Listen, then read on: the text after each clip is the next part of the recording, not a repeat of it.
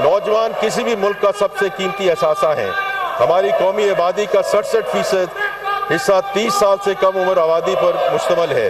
हमारे नौजवान हुनर, अज़्म और कुछ दिखाने के जज्बे से मैमूर हैं। वज़ीर आज़म यहाँ मोहम्मद शहबाज शरीफ का अज़्म है कि हर नौजवान पाकिस्तानी को वो हुनर, वो तरबियत और वो मौके मिलने चाहिए जो उसे कौमी मईशत का फ़आल शराकतदार बना सके। इसी विजन का अमली इज़हार वज़ीर आज़म यूथ प्रोग्राम है। जनाब स्पीकर, नौजवानों का सबसे बड़ा सरमाया हुनर है। नैफटेक के ज़रिए prime minister youth skills development programme ने अब तक तकरीबन 5,15,000 नौजवानों को जदीद और रवायती फ़नी तरबियत फराहम की है। इंडिपेंडेंट एवेल्यूएशन के मुताबिक इन तरबियत याफ्ता नौजवानों में से 53% मुलाजमतें हासिल कर चुके हैं।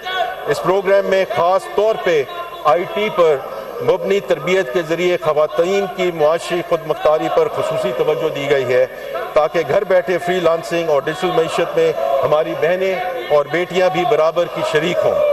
अगर हुनर एक गाड़ी है तो सरमाया उसका ईंधन है। Prime minister youth business and agriculture loan scheme आज पाकिस्तान में छोटे और दरमियाने दर्जे के कारोबार की फाइनेंसिंग का सबसे बड़ा ज़रिया बन चुका है। जनवरी 2023 से अब तक इस स्कीम के तहत 258 अरब रुपए की रकम तकसीम की है, जिसमें से 5,34,000 से ज़ायद नौजवान मुस्तफ़ीद हुए। खेलों के मैदान में भी prime minister sports talent hunt programme के ज़रिए 19 मुख्तलिफ खेलों में मुल्क टैलेंट हंट जारी है, जिसमें PSL के मॉडल पर एक खसूसी हॉकी लीग का कमाल भी शामिल है। अगला जहांगीर खान, अगला अरशद नदीम या अगला ओलंपिक चैम्पियन शायद किसी शहर या गांव में मौजूद है जहां अभी तक हमारी नज़र नहीं पहुंची। ये प्रोग्राम उसे ढूंढ निकालेगा।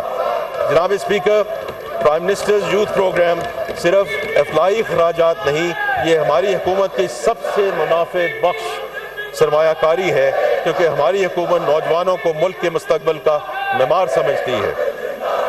जनाब स्पीकर, एक फॉरवर्ड लुकिंग और जामे तजारती पॉलिसी हमारी माशी इस्लाहाती एजेंडे का अहम जुज़्व है। हमारा बुनियादी अज़्म वाज़े है, पाकिस्तान को दरामदाद पर इन्हिसार करने वाली मईशत की बजाय बरामदाद के बलबूते पर आगे बढ़ने वाली मईशत बनाना है।